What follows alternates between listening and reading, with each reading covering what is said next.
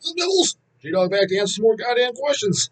And today's questions we're going over are on the video J-Dog's low effort, low quality crack fucking channel. The channel we're on, goddammit. 120 comments. I strolled down just to the first time I saw a question mark and the lurking fear. He put, just big and bold, question. So here the fuck we go. Didn't even read what the fuck it was. If in your opinion Cannibal Corpse is the ultimate death metal band, then who would you consider the ultimate Goregrind band? I wouldn't count Carcass because they totally abandoned that sound after 2 albums. I'm talking consistency on the same level as Cannibal Corpse. Yeah, no, I agree. That's a pretty good way of putting it. I agree. I would have to agree with that. That's why, in all honesty, that's kind of why I say, like, if I had to come up with my 3 favorite bands of all time, for example, stop and think about it. I guess it would have to be Cannibal Corpse, Deicide, and Merciful Fate. And the main reason is, yeah, obviously some albums you're like, not quite as good. But the thing is, because I actually like every album by them, as opposed to, like, I can't put Carcass in there because I don't like every fucking album by them.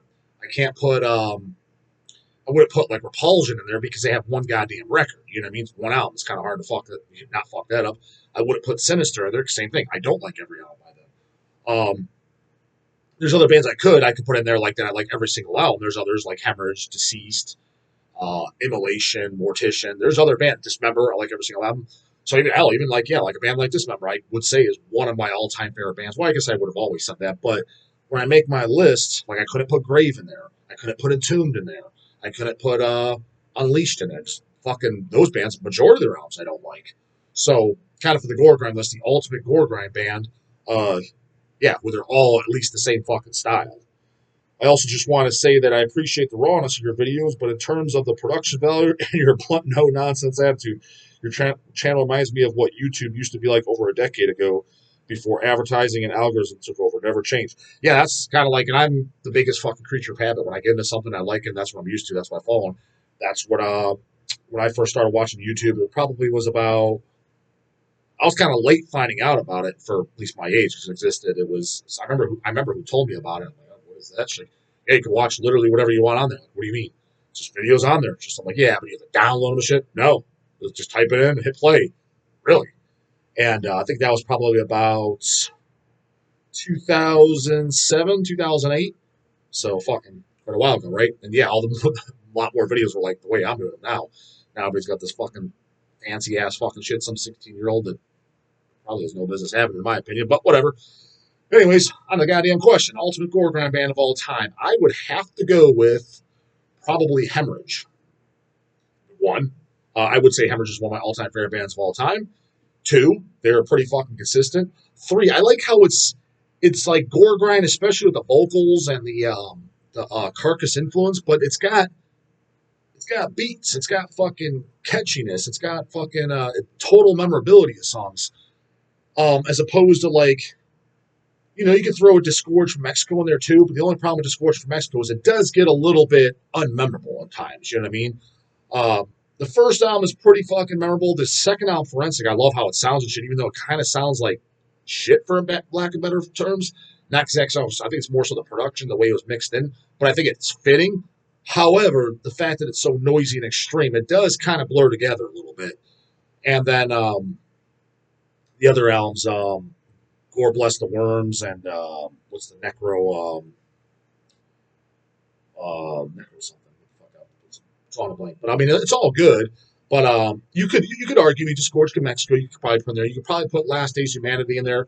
Reason why I'm not I wouldn't put Last Days in there for me is the ultimate, as why I don't like him more than Hemorrhage. One of the reasons is that pretty much after the second album, I thought they started getting a little carried away with the triggers, and it seemed like they try to go for more of just being completely fucking extreme over writing good songs, as opposed to like in the first 2 albums. Yeah, it's super over the top extreme, but the songs are catchy and memorable.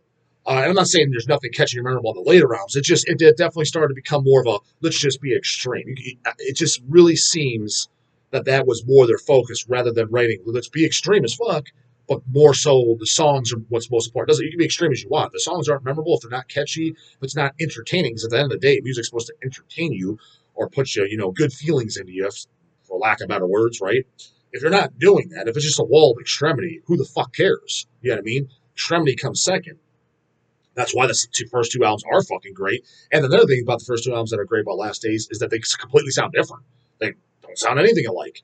Even kind of like he even changed up his fucking vocals. Yeah, he does some of the toilet flushing a little bit on the first album, but he's got those really loud fucking yells and stuff that they didn't do on the second album.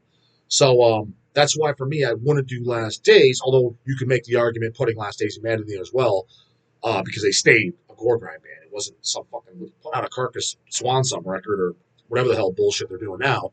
There was none of that nonsense. It was at least so you could definitely make the argument, but that's why I would put that. I thought they got a little carried away with the fucking triggers. Triggers started to sound a little fucking like shit, to be honest with you. A little too clickety for my liking, and it's just more Extremity over songs. But those are three bands that would pop in my mind that would kind of qualify. I'm sure I'm forgetting somebody.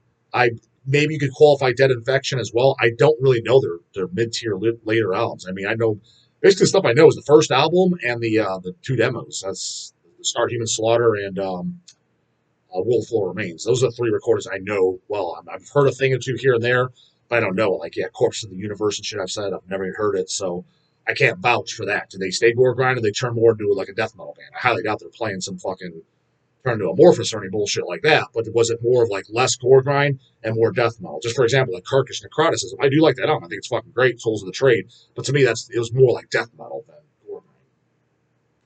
So yeah, I would say those would be the three candidates, or four, putting Dead Infection if they're qualified. Said I just don't want to say anything wrong because I don't know the later ones, and I don't pretend to know something I don't know.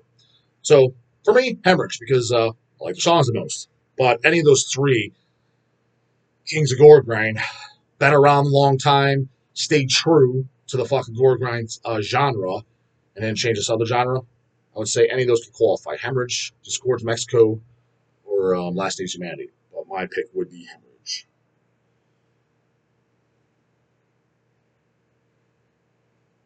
A lot of people are saying they like the shit quality of the channel, which is good to fucking hear. Because it means,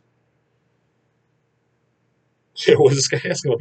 Andy Zuleta, keep it simple, J-Dog. Like pizza and wings. I agree, goddammit. Don't fucking overcomplicate shit. People add pineapple and all this silly fucking shit, and what the fuck happened? This happens with pepperoni pizza and some goddamn buffalo wings, goddammit. What flavor of wings do you prefer? The buffalo mild sauce. Medium or mild sauce. Like if you go to Buffalo Wild Wings, I don't know if you guys have those there. They have both mild and medium, which is kind of like the same flavor. The medium's a little bit hotter. I like those. I can't. I'm not one of those guys. I'm a pussy when it comes to really, really fucking hot. Fucking head really feels like it's gonna explode, and my mouth feels like I just ate the fucking sun. So it's completely uncomfortable. But the mild buffalo wings, you know what I mean? And but like barbecue and shit are good too. Sometimes Cat likes to try different flavors, which I don't think I ever got anything that I thought was tasting like shit. Like teriyaki would be good, but if it's just me ordering, it'd be buffalo. And what flavor? Thin crust, Detroit style pizza. Pizza is good. I'm an anti pineapple. It's like, yeah, there you go, pineapple. Yeah, I don't get pineapple on my pizza. It seems kind of, not that I'm against it.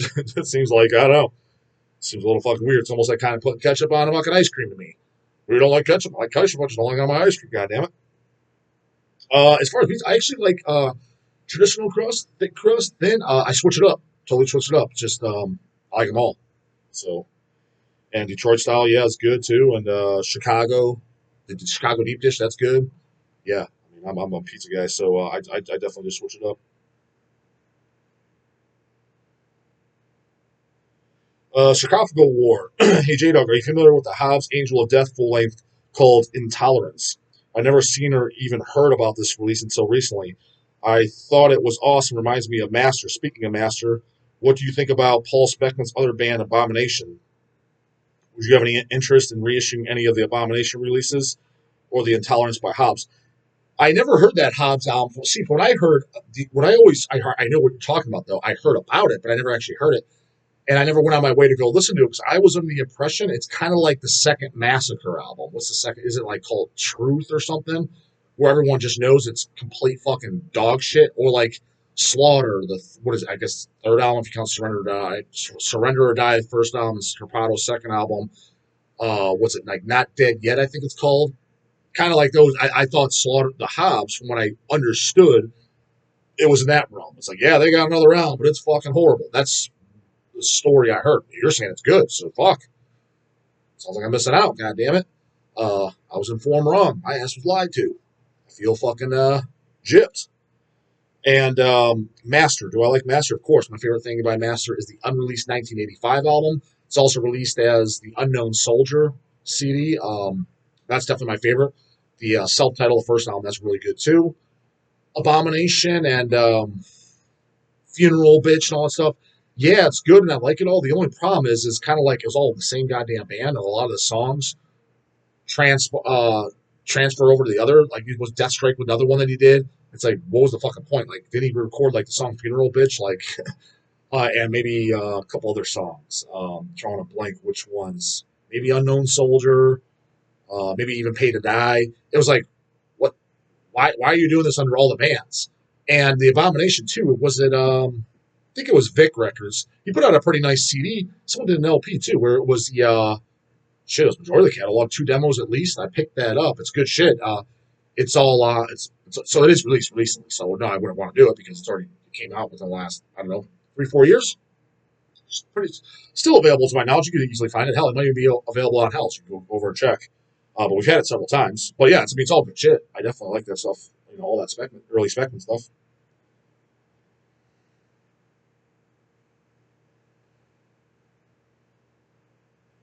Ben NG Maggot Stomp is now officially distributed through Closed Casket, which is a hardcore label. Is this a misstep? Hardcore kids are notoriously fickle, and the death metal guys might turn their noses up at the core association. Yeah, I don't know. I guess they'll find out. Their problem, not mine, right? um, yeah, I don't know. I really don't know much about the. Well, I'll be honest, I don't know anything about Closed Casket. So,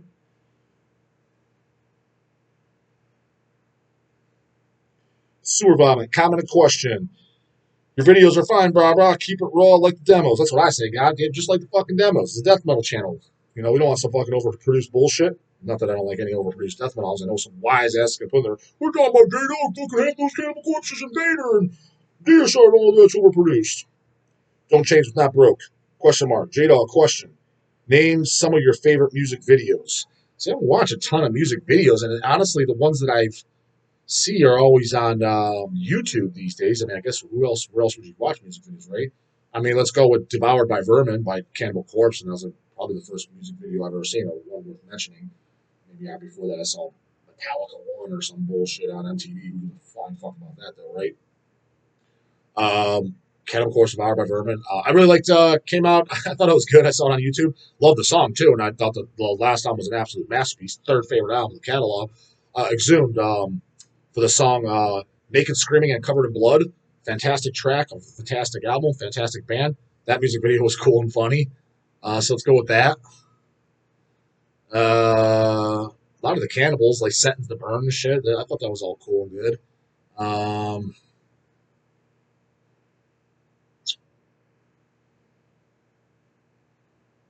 Merciful Fate. What's the song on time? Is it Witch's Dance? Is that the song they did? It was okay. Definitely want to put that in the favorites. It's been a long time since I've seen that. The Family Ghost. It's okay. It's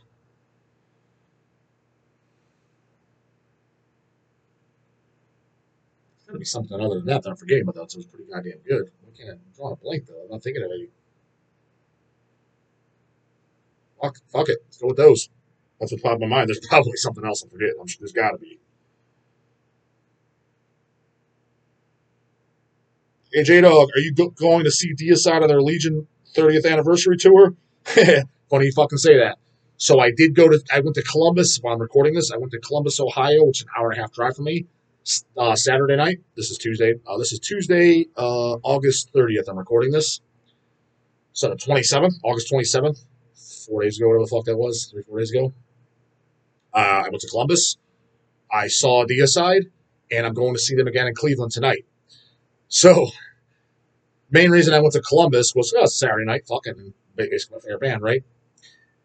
A good friend of mine, Brian Woody, he used to do like a lot of touring and shit with the bands like that, doing their driving and their selling the merch and shit like that. So he knows Glenn. So I thought there'd be a pretty good chance I meet Glenn, right? Didn't get to meet Glenn, let's just say that. better fucking tonight. I'm gonna be fucking pissed. Anyways, what's kind of funny is waited out by the bus. Woody went on the bus. He's like, hey man, he was on the phone. I guess he was talking to his girlfriend. So he brought in my Serpents of Light LP. I was gonna have him sign it myself. So Glenn did sign my Serpents of Light LP. And Woody brought it back out. I was like, so is it coming out? I was like, he said he probably would. He's like, he's on the phone. He's talking to his girlfriend. So we waited around for half an hour. And so now it's like well after 12:30 at night. I was like, I got an hour and a half fucking drive, and I'm fucking tired. Keep in mind, I'm more of a morning guy, not a night guy. I get up at 6, so I mean, I'm not like really fucking tired, and I got an hour and a half fucking drive, right? So we left, and literally I'm on the fucking highway 15 minutes in, maybe 20, 25. So it's 15. I might even turn around, to be honest with you. Woody calls me, hey, dude, Glenn just came out. He's asking, where the fuck you at? Because I guess Woody told me, hey, dude, there's this guy out here. I've known him for years. No weirdo. Wants to, say hi and get a photo.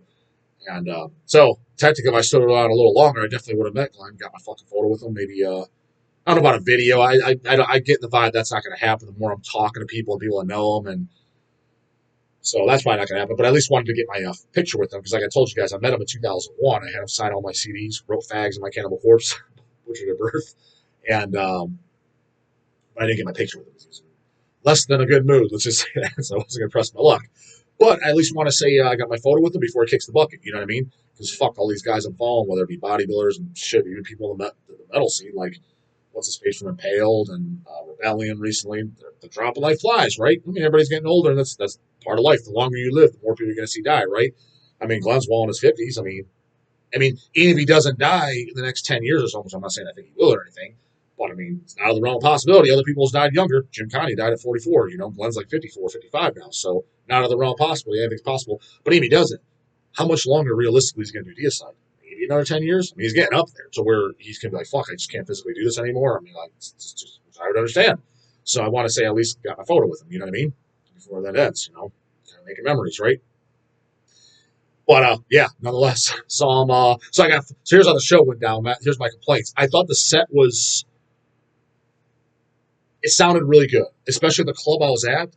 Glenn's vocals, he kind of really tried to do them like at the like Legion. He played the whole Legion song, and a lot of the screams and like the vocal tones of the growls. I seemed like he really tried to imitate it. And I thought they did a really, really good job. And the club I was at, club sounded really fucking good. It was a really high up fucking stage, so maybe that captured it because. Maybe I'll go to Cleveland. It sounds like shit because I have seen Deicide where it kind of sounds like shit. Maybe it's just the audio, but I was like, they sounded fantastic. Complaints are they didn't play any songs off Serpents of Light, my all-time favorite album, so that was a fucking kick in the nads, a little bit of a bummer. And even a bigger complaint than that was literally Glenn didn't talk in between one song. It's just they played one song after another, boom, boom, boom, boom. After every 3 songs, they give a drink of water. Literally did not. In fact, after the only thing he said was maybe it was. He had the Prophet No Lord Shall Live. It was definitely one of the during the Legion set. He said, you guys might remember this one. That was it. They started playing it. He literally did not introduce any other songs, didn't say anything funny, nothing like not yelling at anybody in the crowd, nothing. I was kind of hoping for that, you know what I mean? Because saying some funny shit. So that was a little bummer because I like to talk in between songs, to be honest with you, especially if you have something clever to say. One of the kings for doing it, well, actually the kings of doing it is Nunslaughter, especially when Jim was alive. The Nunslaughter and Don banter back and forth. That was fucking awesome. Get the One Night in Hell disc and the Radio Damnation if you kind of want to get it on, get an idea. But they actually did that live. It wasn't just because they recorded it. They did that live all the time. Like even shit that was never recorded. I know. I've seen Nunslaughter many, many times when Jim was on. Nunslaughter was the Kings, who also was very, very good at it as well, was Matt Harvey with Zoom. He doesn't do it as much now. He still says more than Glenn. Says a hell of a lot more than Glenn did. That's for goddamn sure. But especially in the early Zoom days, like the Slaughter Cult tour and shit, and Anatomy is Destiny. That's the prime times I saw him the most. Glenn, Matt would always say some funny shit in between songs, like introduce the songs. I always love that crap, man. You know what I mean? Always love that. And so but Matt still says something occasionally funny, between songs. But he used to be really good at it. And another one I've only seen him once was Prophecy from Texas. They called the singer, what's his name? I can't think of his name, but they have Baxter always called him the preacher. And I remember, like, in between songs, he'd give like storylines, like, yeah, this is something about, one of them was about like, the serving food at Denny's, but then he mixed it in with like chopped up bodies or something like that, or somebody coming and gunning people down, chopping up the bodies, serving food. I can't remember the story. This is like 2001. So over 20 years ago. Built man, fuck you, well, you're alive. So yeah, I don't remember exactly. But in between songs, he would like talk for 2 to 3 minutes, and it would be to introduce the song, but kind of telling a story, and it was fucking funny and entertaining. Because I like that shit too. Because especially like, imagine if King Diamond did that for Merciful Fate. He did something. If you got like a lot of early bootlegs and shit like that, he would say stuff. He'd be like, "Oh, this is Melissa's sister," and he'd introduce Gypsy. You know what I mean? And this is the skull of Melissa. You didn't even know what that shit was. Some of the behind the scenes stuff of what his idea for songs. You didn't know it unless till he said it live. And there's those bootleg like recordings that are out there that are out on vinyl and CD and shit like that. So that's why they're cool to have. It's kind of like an inside scoop, the band, the storyline. But imagine if King Diamond would do more of that. I mean, I like it because just to go there and hear the songs, yeah, I want to hear the songs and, jam out. Don't, no doubt. But it's like, I know the songs. I have the songs at home. I want to kind of hear something else related to the band, something cool, something funny in between songs because you don't have that. I mean, that's not on the album. And I don't know. That was always my take. You know what I mean? So that was a bummer that Gunn didn't say nothing. So for more band ideas, goddammit. If you're in a fucking band, say some interesting. That's what J-Dog would do. J-Dog in a band, people are always asking, hey, J-Dog, do you want to be in a band? Did you ever do a band? Did you have an interest in a band? Or if you did do a band, what would you do? Blah, blah, blah, blah, blah, et cetera, right? If I did do a band, I've always fucking thought this. If I did my live sets, I would say shit in between songs. I would come up with some type of storyline to introduce the song cleverly. Something that's not necessarily funny, but maybe funny, but kind of a cool little storyline, and then hook it into the song name and then play. Just introduces it better. It just gives I don't know, like especially for the diehards, more of a reason. Just hearing the songs and well, I know the songs sound like. Hopefully you guys don't fuck them up. That's about it. So that's always been in my mind. So the bands that do that, the ones that I mentioned, those are the kings. I can't think of anybody else who really stands out. There's been other bands that'll say something cool or funny in between songs. Don't get me wrong. I'm not saying those are the only ones. But who has seemed to do it before this were the ones I mentioned. But I can't draw a blank of who else, but I'm sure there was. Probably is somebody else out there. Hell, maybe there's a band I'm not even a fan of, but I'm like, fuck, they're really good at introducing songs. I'll give them that. So, anyways, that's it for this one, Devils. Countless questions, concerns. You know what the fuck to do. Put them in there, goddammit. Going to see fucking Deicide. Hopefully don't stink. Hopefully I get meet. Ugh, fuck, can't even talk. Get to meet Glenn. Get my fucking photo with them. Fingers fucking crossed. Sure, I'll get fucking butt raped again, though. See you tomorrow, goddammit. Put it in the comments box later, goddammit.